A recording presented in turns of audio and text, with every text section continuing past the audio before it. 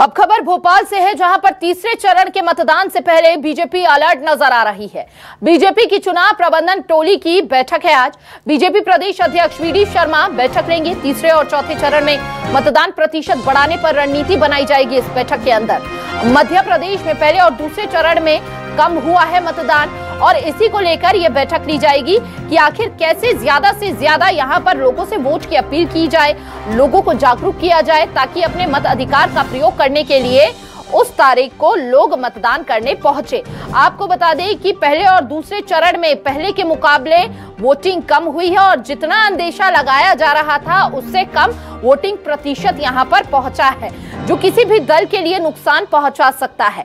मध्य प्रदेश में पहले और दूसरे चरण में मतदान कम हुआ है। वहीं यह भी समझना जरूरी है कि इस बार जो भी रणनीति सभी दलों द्वारा बनाई गई है, ऐसे में महिलाओं पर कहा जाता है कि महिला वोटर्स जो है वो गेम चेंजर के तौर पर काम करती है, लेकिन महिला वोटर्स के लिए यहाँ पर मैदान में उतरने के लिए महिला प्रत्याशी कोई भी खास प्रचार करता हुआ नजर नहीं आया है। ज्यादा जानकारी के साथ संवाददाता शब्बीर हमारे साथ जुड़ चुके हैं। शब्बीर, मध्य प्रदेश में पहले और दूसरे चरण में कम मतदान हुआ है, लेकिन अब तीसरे चरण में चूंकि मतदान ज्यादा से ज्यादा हो, लोग ज्यादा से ज्यादा घरों से बाहर निकले, इसी को लेकर बीजेपी ये बैठक करने जा रही है। क्या कुछ खास रह सकता है? क्या रणनीति पर अमल कर सकती है बीजेपी इस बार?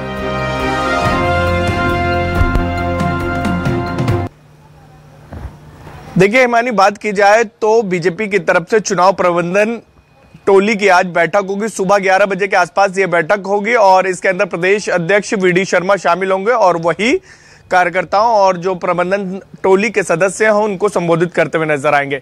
बीजेपी का पूरा फोकस यही है कि किसी तरीके से वोट प्रतिशत को बढ़ाया जाए, क्योंकि पहले चरण और हम दूसरे चरण को देखें तो 7 से 10% तक के कम मतदान हुआ है 2019 की तुलना में, और उसको लेकर कई चीजें आई है। जब जमीन पर हम देख रहे हैं तो 2023 और 2024 के अंदर विधानसभा चुनाव और लोकसभा चुनाव के अंदर हम देखेंगे तो कहीं पर भी बूथ एजेंट नजर नहीं आ रहे। कांग्रेस के तो नहीं आ रहे, बीजेपी के भी नजर नहीं आ रहे, और जो पार्टी को फीडबैक मिला है वो ये मिला है कि कार्यकर्ता फील गुड फैक्टर में चले गए हैं। जिस तरीके से नारा दिया जा रहा है 400 पार का, तो कार्यकर्ताओं को यह लग रहा है कि जीत तो रहे, बीजेपी जीत रही है, कोई दिक्कत ही नहीं है, 400 सीट आ रही है। जिस तरीके से माहौल बनाया गया है, और कार्यकर्ताओं को सबसे ज्यादा उम्मीद इसलिए भी है क्योंकि 4 महीने पहले 5 महीने पहले जो विधानसभा के चुनाव हुए हैं उसमें अच्छा परफॉर्मेंस बीजेपी की तरफ से किया गया है, तो ये मैसेज पार्टी आलाकमान को लग गया है। इसी के बाद अब कार्यकर्ताओं को एक्टिव करने की तैयारी की जा रही है।